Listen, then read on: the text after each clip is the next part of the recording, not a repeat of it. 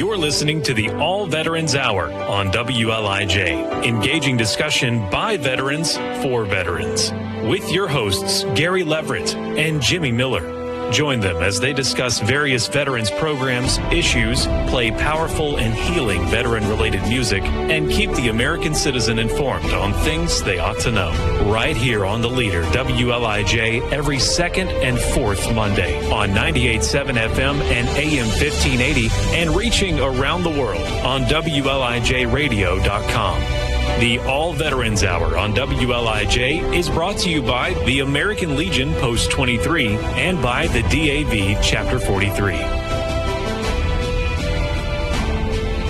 Good morning, Shelbyville and Bedford County. I'm Gary Leverett. You're listening to the All Veterans Hour. Got my co-host here, Jimmy Miller. Good morning, Jimmy. Good morning. Good morning to all our listeners, and good morning to our special guest this morning. We got a room full of folks this morning, Jimmy. It is. It's the most we've had in here. Yeah, we're not used to this. But anyway, we're glad to have some special guests here. We got Chad Fletcher, the Director of Safety for Bedford County Schools. Good morning. How's everybody today? And we have Lindsay Wiley, and she is in the emotional learning. Did I get that right? Yes, sir. Social emotional learning and mental health, yes. And mental health. Okay, and then we got two guests behind us here. They're being shy today. They're being shy today. Go ahead and introduce them, Chad. Well, I can introduce one of the two. Then I'll let Lindsay introduce hers. But we are fortunate and blessed to have Agent Charles Crumrine, who is with the Tennessee Department of Homeland Security. I'm trying to put words together this morning. I need another cup of coffee, obviously. He's with the Tennessee Department of Homeland Security. And so we work really closely with him on issues, threats, concerns that may pop up or arise around safety in our schools. And he covers Bedford and Moore County. And so we can talk a little bit later if you want to about how that sort of came to be, having folks from Tennessee's Department of Homeland Security who are now available to give us some assistance. And I'll let you introduce your person, Lindsay. Yes, we have Anna Hall with us. She's from Middle Tennessee State University. She's one of our interns from their social work program. So excited to have her with us. An intern? Yes, sir. Is that what we used to call a student teacher? It's their version of a student teacher. Okay. Yes, sir. Okay. All right. Well, it's good to have everybody here this morning. We're going to talk a little bit about some veteran issues, and we'll have some veteran-related music. But tell us about your job, Chad. What does that entail? And I know it has to do with school security, which we're all interested in this day and time. Yes, sir. So, while it's really important to us, with Bedford County Schools, we want kids to get a good education, be prepared for when they graduate high school to, be able to be prepared to make a choice what they want to do with their life and be able to contribute positively to our county. We can't really do that if kids aren't safe. And so that safety piece entails a lot of things. Yes, it looks a lot at our buildings and our facilities safe so that somebody couldn't come in and do something bad or tragic to any of our students. It involves really keeping an eye inside the school itself so that we can respond if there's a threat or if there's a dangerous situation. Then another huge part, which is why I've got Lindsay here with me, and she and I work quite closely together, is really looking at issues that students may have, whether it be stemming from hard backgrounds that they've had or things that are going on that cause them to, consider making poor choices to hurt themselves, hurt other people, or do something that just isn't okay. And so we take a really holistic, approach to all of this, so that we can make sure that, when our kids come to school every day, they know that they're safe, they know that they're taken care of, they know that they're provided for, they're going to get a good education. But what's really important to us, and I say this number one, not just as a county schools employee, but as a parent. My son attends one of our schools. It's really important to me personally that every boy and girl in our county get home safely to mom and dad at the end of the day. And it's really important to me as a person. My niece is a teacher in our school system. I want to make sure every teacher gets home to husband and wife and their children safe at the end of the day. So, we take a very proactive and a very, close look at everything that we do. We make a lot of plans. We go in and talk about what those plans are. Now, we're in a really unique position here in Bedford County that's a little different, I think, than where a lot of people are. A lot of schools maybe have a relationship with their local law enforcement. I would dare say ours is really, really close. We work just hand in glove with Sheriff's Department, with fire departments, with EMA, with EMS. And we have a really wonderful relationship with our folks who are our local first responder community, so that if we have a concern of any kind, they're a phone call away and we can talk with them about it. Agent Crummy, that's how we refer to him, Agent Crummy. Agent Crummy is the same. We wear him out. I promise you, citizens of Tennessee and Bedford County, you're getting your money's worth out of this gentleman, because he is not just responsive, but a huge help. If he hears of something that might be a concern, he lets us know. When we have something that we feel like is a concern, we talk with him about it. And while he won't brag on his experience, I will for him. We're blessed to have someone here in our county who works with us, who spent 23 years as a Secret Service agent. So he's got a vast amount of experience that we can draw on to help make sure that our kids in Bedford County are safe each and every day. So it's a really important piece to this. Now, the other thing that really comes into play with this as well is back in 2023, after the Covenant shooting in Nashville, the state legislature went in and passed what's called the SAVE Act, and that's Schools Against Violence in Education. And one of the pieces of the SAVE Act was that they put money toward adding school resource officers in every public and private school in the state.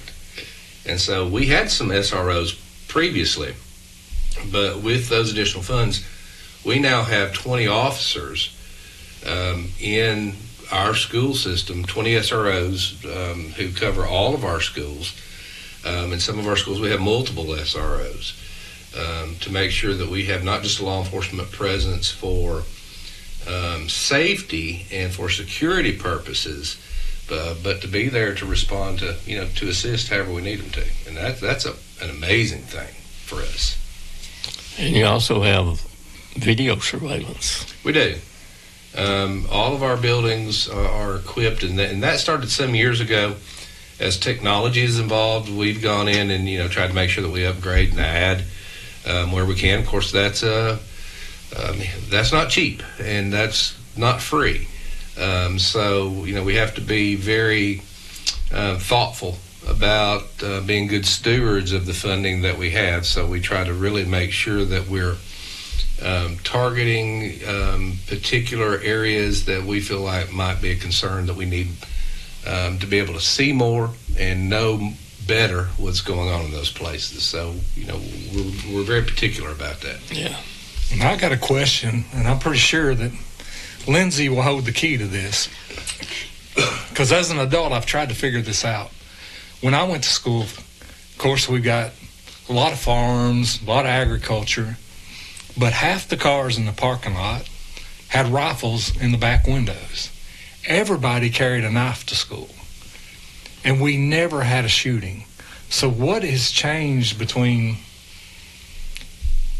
my generation, that's the 80s for anybody wondering, to now? What has happened that kids all of a sudden decide they need to take such a violent turn? He's telling you the truth, because Absolutely.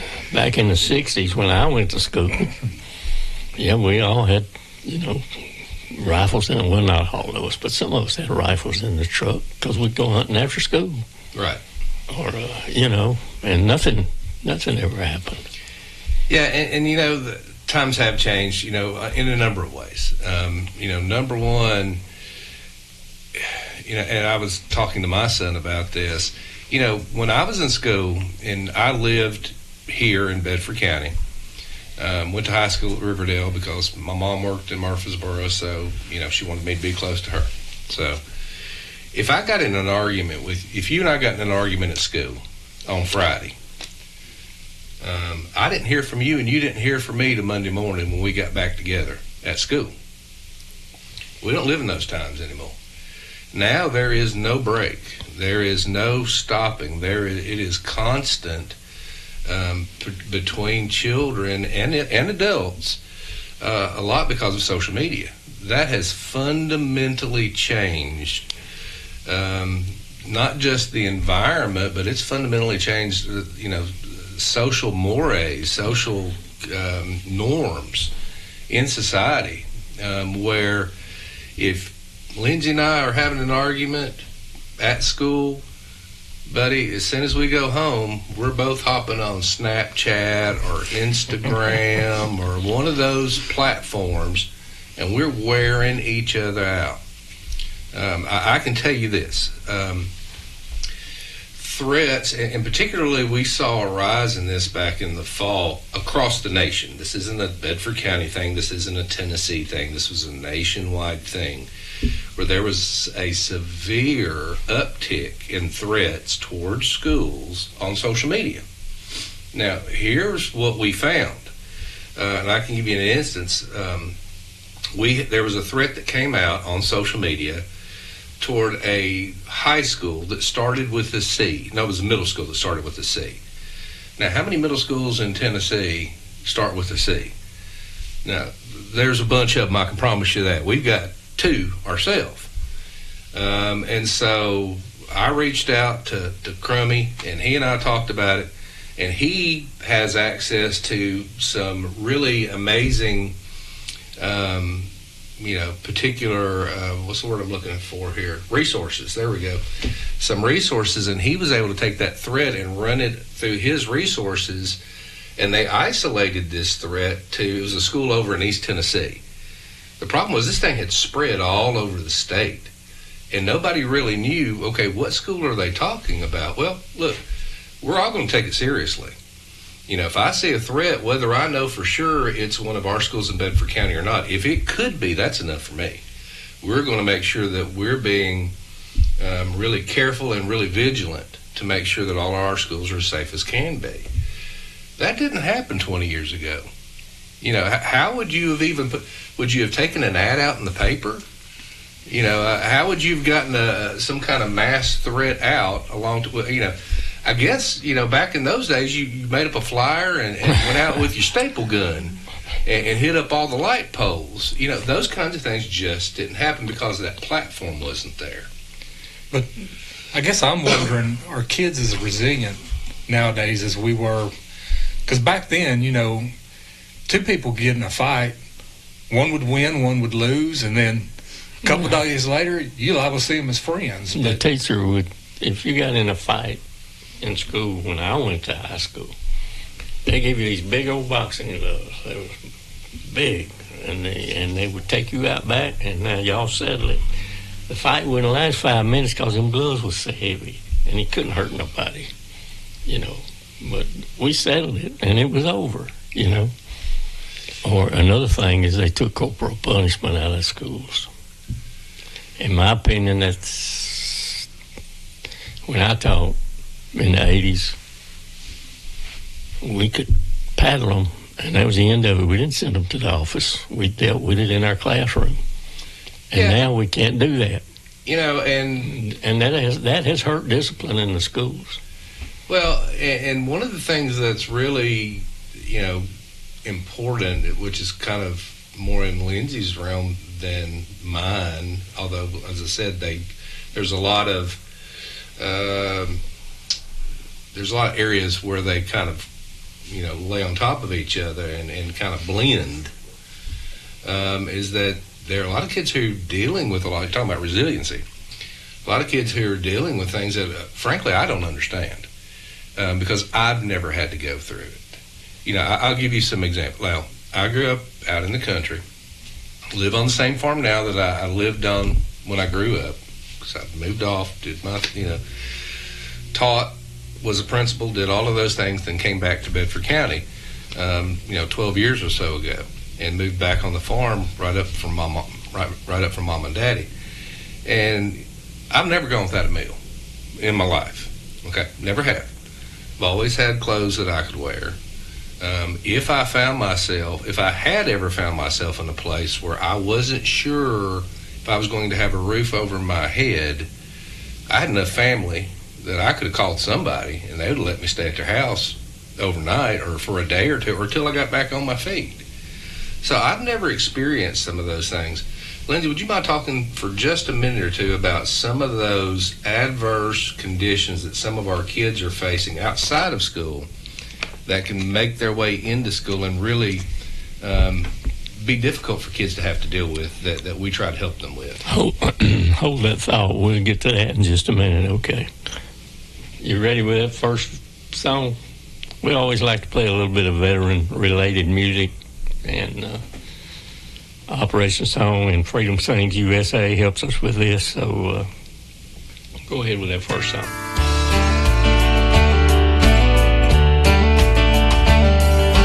When I was a young man, I was just like all my friends.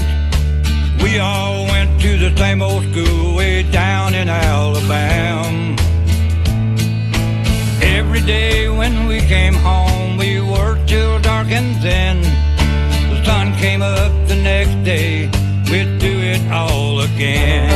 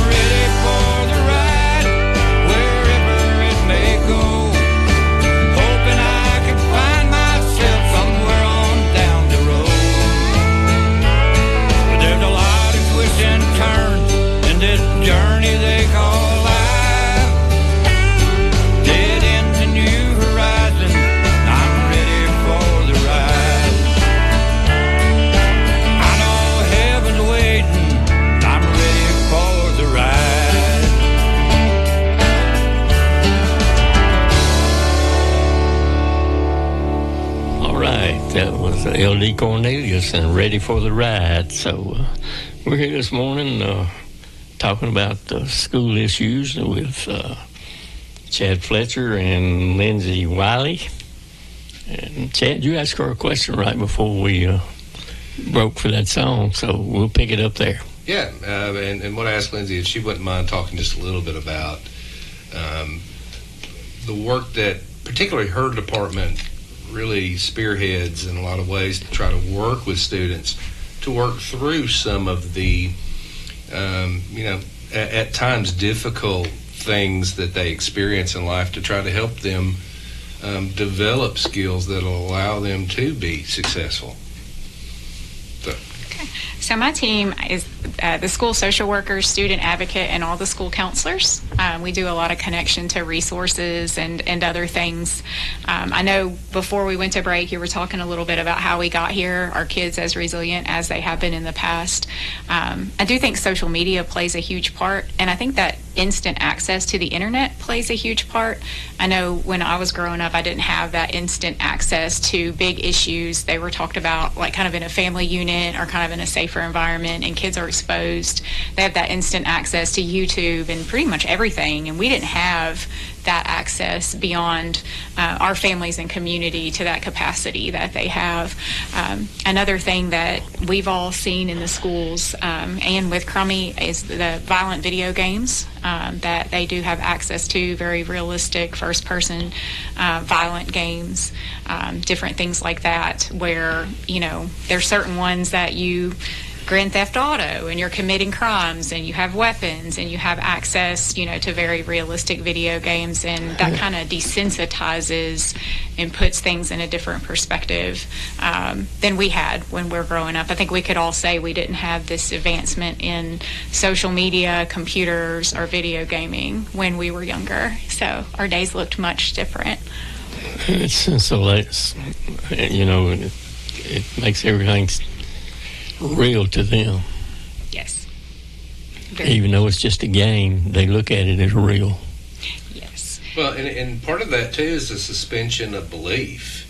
Especially from this perspective. In a video game, if your character gets killed, you respawn. You come right back. That's not the way life works.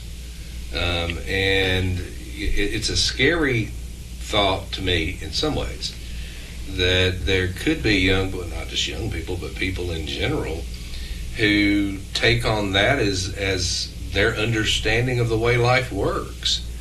In my pick the video game, something happens to my character, he's fine 30 seconds later. And so, making sure that students understand not just the gravity of their actions, because that is huge. And look, and that's been an issue as long as there have been kids and parents. Parents helping kids understand the importance of what they do. It's important for me, it was important for me as a parent to make sure that my son understood that it's important to tell the truth. That if we don't tell the truth, then people aren't going to trust us, and people aren't going to believe what we say. It's got a bigger impact than just the here and now moment. So, that's been something that has always been the case, but particularly with social media. And here's the other thing about this, and this is a whole separate kind of thing, so I don't want to rabbit hole too far, but I will say this. Another piece of this, particularly with social media, is that as adults, we certainly do not always set a good example to young people. If you look at Facebook or Twitter or other platforms, you see adults who are just absolutely cruel and mean and inappropriate to each other. Well, what kind of lesson are we teaching young people? If, as a dad, I say, you need to treat people with kindness, but then he sees me go on pick your platform and I'm calling people names and running people down and all of that. Well, what's the old saying? You learn what you see, not what you hear. And so I think there's at least a cause for us to be thoughtful about that in general. And the same goes with threats and violence.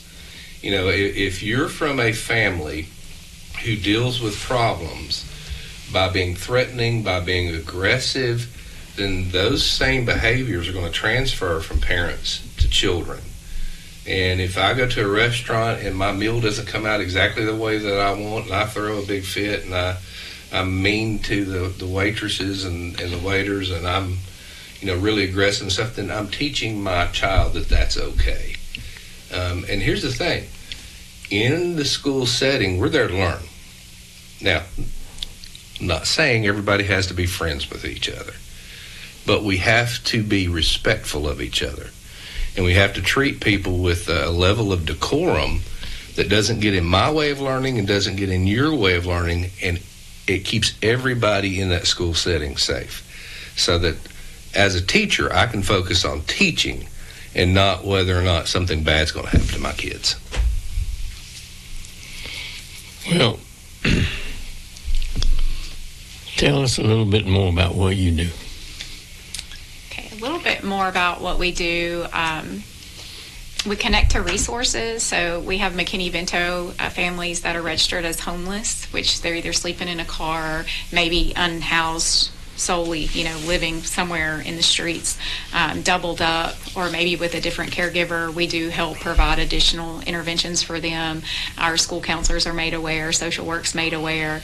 There's some funding to assist with emergency clothing and emergency food. We do the backpack program for those children, so we know that they at least have the snacks and food from Friday to Sunday till they get back to us on Monday. So that's something that we do on my team is reach out to the kiddos that may not have the meals or be unhoused.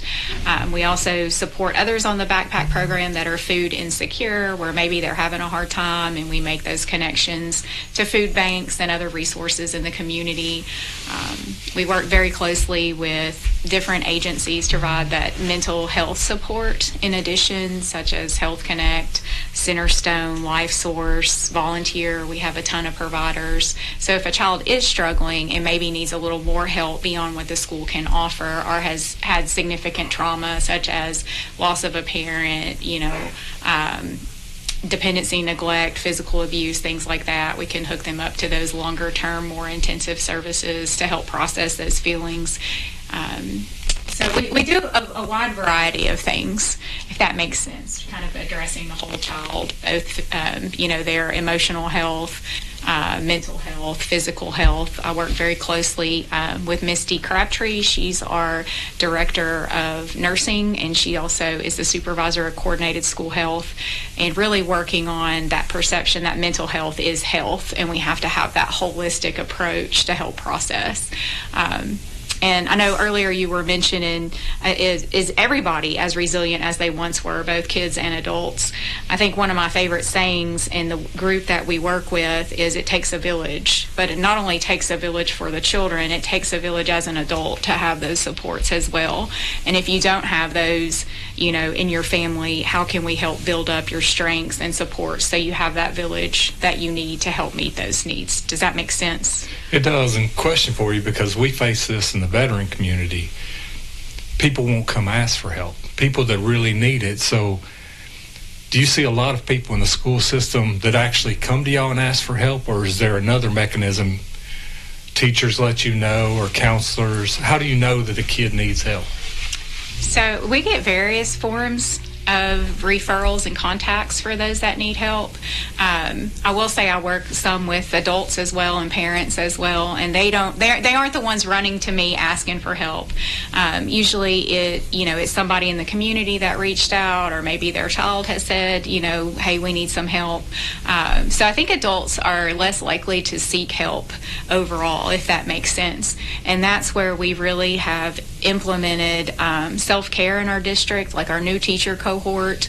We spend the first 15 minutes of every monthly meeting we have about self-care, about mental health. We're here, and sometimes I will bug them if I see a difference or a shift, or someone has come to me where someone might have an issue, and sometimes I go to them and they're not really having a big issue. So sometimes I really have to do that reach out when we don't have those adults reach in. And the same with some of of our kiddos as well, and especially if their parents aren't used to seeking that help, kind of going in and facilitating that mindset of help and self-care.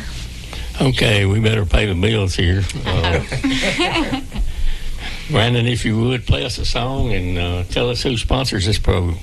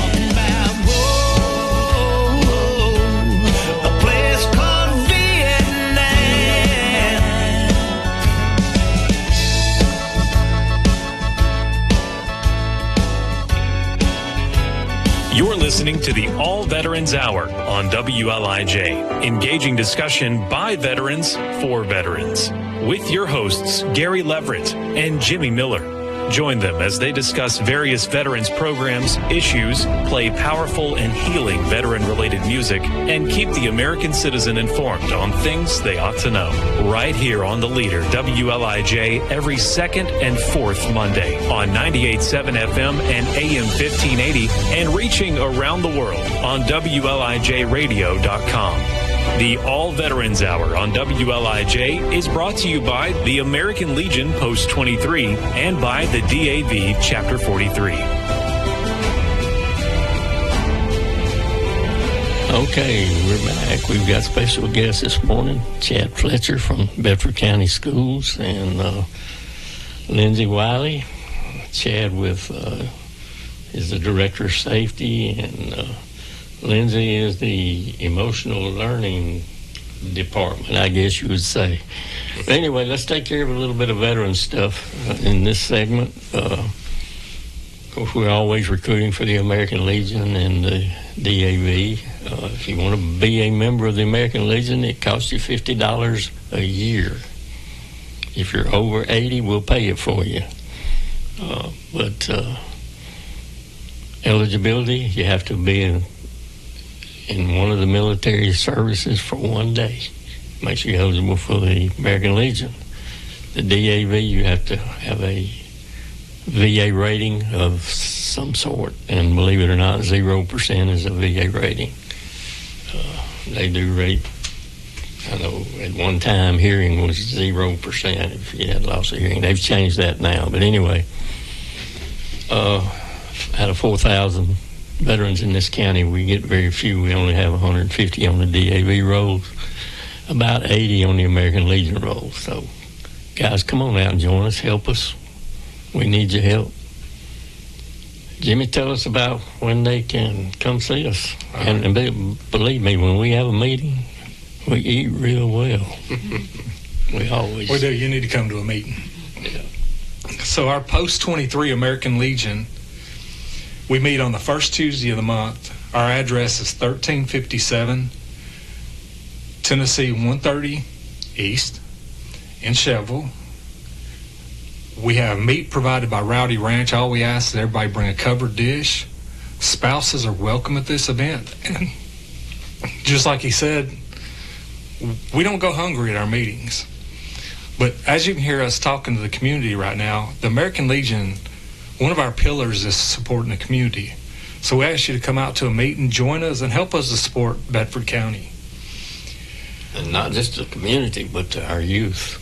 Yeah, our youth really could use our help.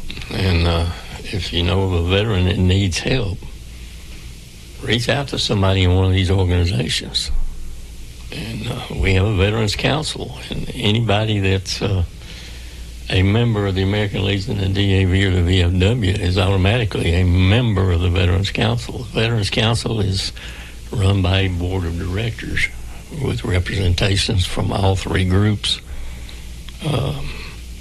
So we're able to help veterans through our council, and we're able to help the community through our council. So if you know a veteran that needs help, or a child that needs help, or something, let us know. We'll do the best we can. You know, if we can't help, we'll find somebody that can. Well, now we have new partners, so I'm sure we can find somebody that can. And then we also have our Chapter 43 DAV. They meet in the same location, 1357 Tennessee Highway 130 East. They meet on the second Tuesday of the month. And meat is provided by Rowdy Ranch. All we ask you bring a covered dish, and spouses are welcome at this event too. And the Veterans Council, the things that we are tasked to take care of, we maintain the Veterans Memorial. It's on the south side of the square. If you know anybody that is a veteran, they can get a brick and brick paver and get their name and unit on it and the years that they served and put that on that memorial. The cost is $150.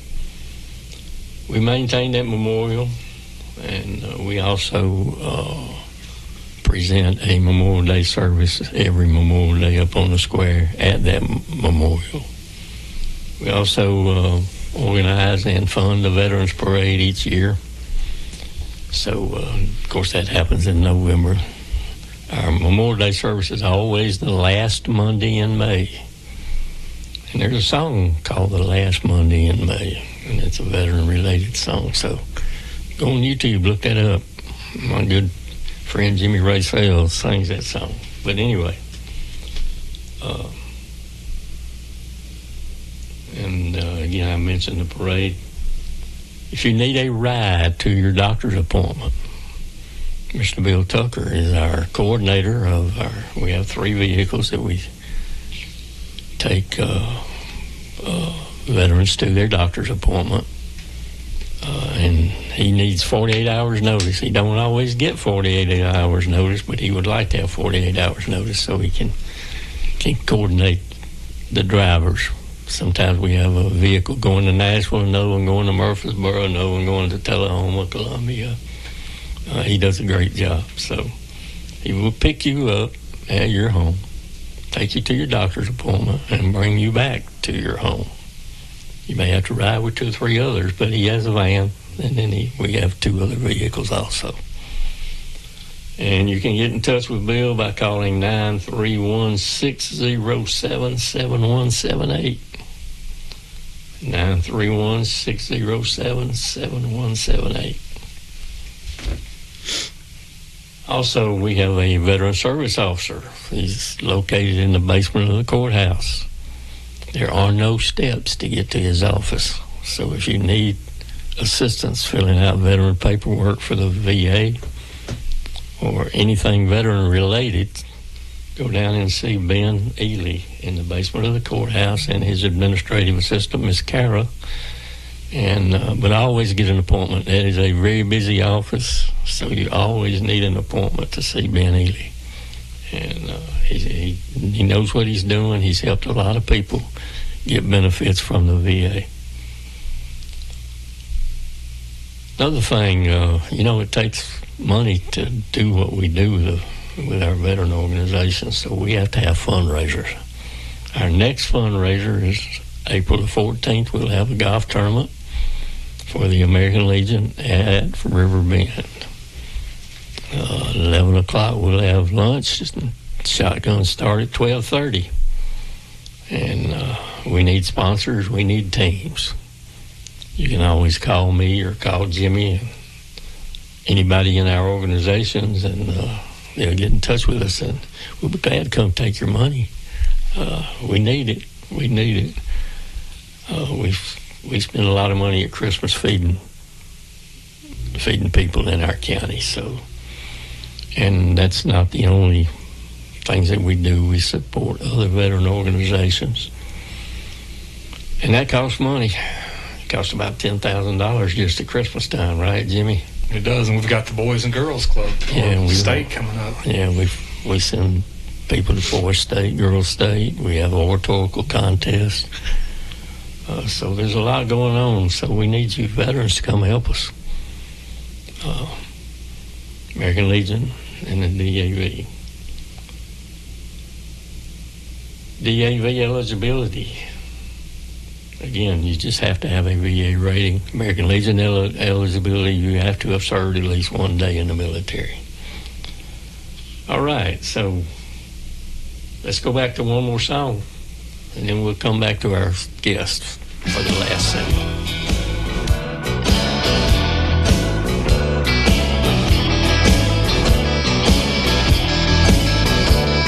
In '68, my Uncle Sam sent me to Vietnam to kill that little yellow man. Didn't take long, 2 RPGs almost took me out. Had to wonder what this war was all about. The Army gave me a CIB, and now I got PTSD and a real bad case of them Vietnam blues. Bullets flying all around. I tried to hug the ground. Back in the States, my wife was running round. Keep on pushing, Daddy said. In the letters that I read, Mama cried, wondered would I end up dead. The Army gave me a CIB. Now I got PTSD and a real bad case of them Vietnam blues.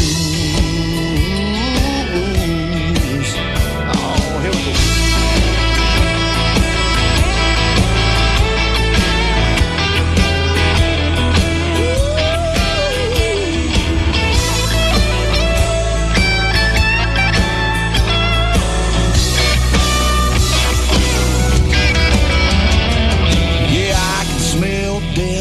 Will a day be the day that I really take my last breath?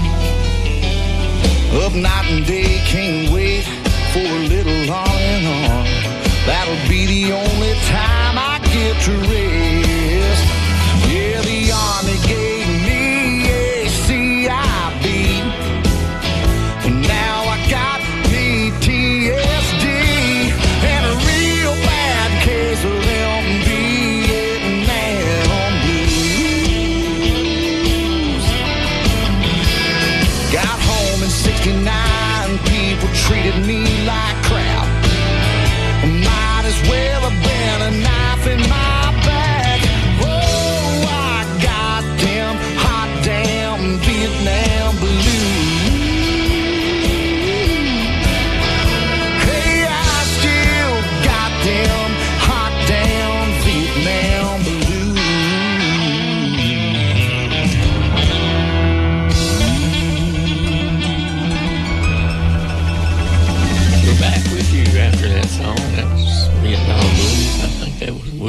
Lance on the vocals for that. We're here with my co-host Jimmy Miller and Chad Fletcher and Lindsay Wiley, and we're talking about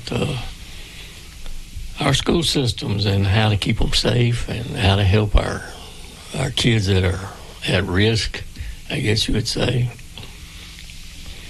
We always want to keep them in school if we can, and we're trying to figure out how to do that.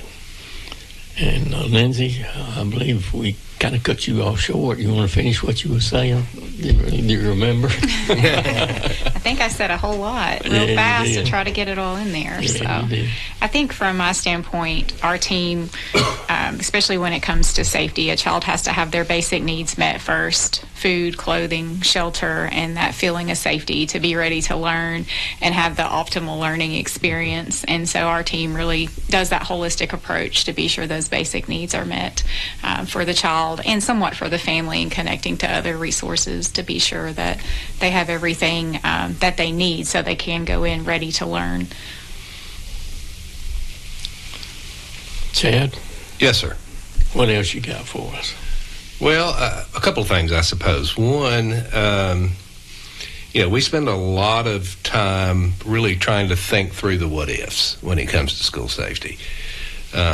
Because typically, we think a lot about, some really bad things that could happen in a school in general, somebody coming in with a gun, that sort of thing. But there are a lot of other things that really we try to take into consideration that are also threats to us. Tornadoes, for instance. In Tennessee in particular, I don't know if it's just me or what. It seems like we get more tornadoes now than we did when I was younger. Like they just had one. When was that? The day before yesterday or so, up in Putnam County. That was rated EF1 or something like that. So those are considerations. We have a major train track that runs through our county, very close to some of our schools. So thinking about what if a train derailed that was carrying toxic chemicals. So as we're planning and thinking through the what ifs, we really try to consider a wide variety and as many things as we possibly can. Now, there's I understand that there are some folks who are like, well, what are the plans? Well, I'm gonna be honest with you on that front. We don't really share those, and it's not that we're trying to hold anything back. However, what we are trying to do is to keep people who may have bad intentions from knowing exactly what we plan to do if they act on those bad intentions, and being able to plan around us. So we have to be very particular to make sure that our plans are carefully considered and really dynamic, so that we're taking as many things into consideration as possible, and we have people who are experts who help us make those plans. So that's why we have folks like Agent Crumrine, and we work with the Sheriff's Department, with the David Kitchens over at the Emergency Management, and Fire Department, and 911. So we have just a wide variety of folks who help us with that. With all of that being said, one thing I can share with you is that we have talked as our planning group, and on March the 7th, that is a staff development day. We won't have any students in school that day. It's a teacher-only day.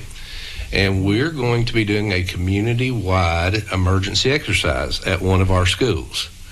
I'm not going to say which school, for obvious reasons, because we don't need 200 people out there watching what's going on. But on that day, we're going to enact a scenario. I don't fully know what the scenario is. I have left that with folks in law enforcement to be able to plan those things out, so that we as a school system can test our reaction. If something were to happen, how good are our plans? Are we in a good space, or are there some tweaks that we need to make? And the only way we know those things is to put those plans into action. So on March the 7th, we're going to walk through that scenario. I say walk through. We're not going to walk through the scenario. We're actually going to enact the scenario. And so law enforcement, our first responder community, our school system, we're all going to go through the steps that we would go through if we were to have an actual emergency event take place on one of our campuses. I think it's going to be really important, to really be able to test our reaction and make some determinations about any changes, any strengthening we need to do, because I'll finish back up and circle back around to where I started. At the end of the day, my goal as a person who works in safety in our school system, and our goal as a school system in general, is that every boy and girl gets home to mom and dad, every teacher gets home to their family, and that all of us together are working toward helping children learn about themselves and learn about skills that will allow them to be contributors to society and contributors to our county, so that our county can continue to grow and continue to prosper. I grew up here, and has Bedford County changed in the last 50 years? Absolutely. I used to love, especially during horse show time, and I'm sure many people remember, you'd drive down Madison Street and everybody had their banners out in front of their businesses. I miss seeing all those banners. That was just I don't know, as a kid in particular, that really just was something. That was a big deal. That was a big deal, and it was just, there was something majestic about it. Yeah. We live in a wonderful place that has so much potential to continue to grow and be amazing. And it is growing fast. It is growing fast. And so our job as a school system is to make sure that every boy and girl, when they get ready to leave us, because they've graduated high school, first of all, we want them to graduate high school, that they can go into a career, they can go to college, they can go in the military, or they can go into a trade school and continue to grow as a person and be able to give back by working and by being successful in whatever their life endeavor is. Final thoughts? Thank you for having us today. It's been great. We appreciate you guys coming. Well, we appreciate you inviting us, and we're always excited to be able to share about the great things going on in Bedford County Schools. Well, now, question for you. Yes. I'm going to make you talk. So, say I'm a parent, and I notice that my child is, I'll say, struggling, different, having a hard time coping with things. Now, I know some parents will be like, I'm not going to call out my child, which it actually is in the best interest of the child, but how would I reach out to your services to say, hey, can you help me? I think my child's struggling. How do I contact you? So parents can contact the school and speak with their school counselor, because I am central office supervision to the school counselors or their principal, or you can contact me directly. I'm at central office, so anybody can call me at any time. I think the same with Chad. If there's any concerns, kind of the see something, say something, both with safety and with mental health needs, we're there to support in any way possible. But they can call the school and request those services, or call the school and request us, or they can call us directly at central office, and we'll be glad to do anything that we can to connect services. So you help the children and the families? Absolutely. Because what I'm hearing is I think y'all struggle same as veterans. Okay, the ones that don't know me, I have PTSD. So let me tell you, there is nothing wrong with struggling. What's wrong is if you do not get help. But to admit you have a problem and you need help is one of the most honorable things, and to me, one of the strongest things you can do as a person or as a family. Absolutely. And one other thing that I'll mention to jump off what Lindsay's saying, if you go to the Bedford County Schools website, I think that's a resources tab, and there's a link there to a thing called Stop It. Stop It is a anonymous reporting system where anybody who's struggling, like you're saying, whether it be a mental health issue, whether it be a food issue, whether it be a safety issue, somebody's read a threat somewhere on social media or overheard somebody saying something and they need to report it. Stop It is a completely anonymous way that they can log on, they can share that concern, and it goes to that school's principal. And that principal then can take that and investigate that issue or connect that person with the right services. Okay. So if you see, and that is absolutely what we're trying to emphasize these days, if you see something, say something, principal, school counselor, us at central office, or stop it. Any of those ways are great ways to reach out and let us know. Well, the hour has flown by. And again, we thank you guys for showing up. Thank you for having Chad. us. Thank you, Lindsay. Thank you guys back there on the back row. And the Amen Corner has been here today. Brandon, take us out of here with that last song.